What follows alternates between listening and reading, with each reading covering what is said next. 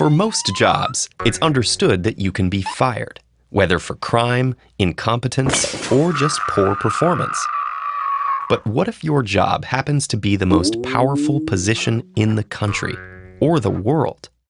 That's where impeachment comes in. Impeachment isn't the same as actually removing someone from office. Like an indictment in criminal court, it's only the formal accusation that launches a trial, which could end in conviction or acquittal. Originating in the United Kingdom, impeachment allowed Parliament to vote for removing a government official from office, even without the King's consent. Although this was an important check on royal power, the King couldn't be impeached, because the monarch was considered the source of all government power. But for the founders of the American Republic, there was no higher authority beyond the people themselves. And so, impeachment was adopted in the United States as a power of Congress applying to any civil officers, up to and including the president.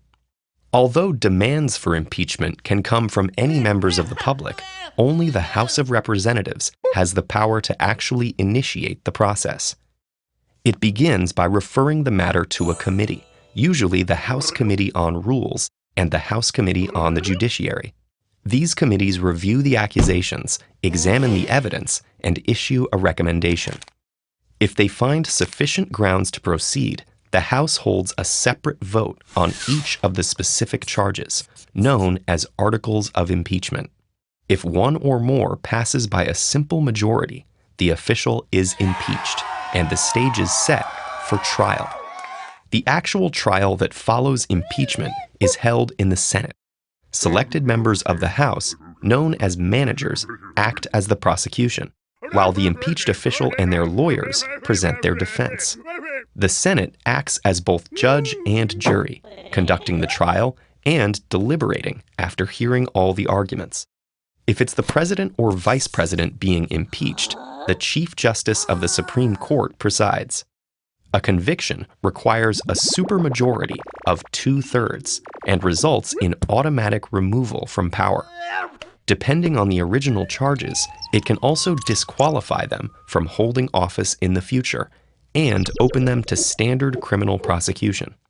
So what exactly can get someone impeached? That's a bit more complicated. Unlike in the United Kingdom, impeachment in the US pits an elected legislature against other democratically elected members of government. Therefore, to prevent the process from being used as a political weapon, the Constitution specifies that an official can only be impeached for treason, bribery, or other high crimes and misdemeanors. That still leaves a lot of room for interpretation, not to mention politics, and many impeachment trials have split along partisan lines. But the process is generally understood to be reserved for serious abuses of power.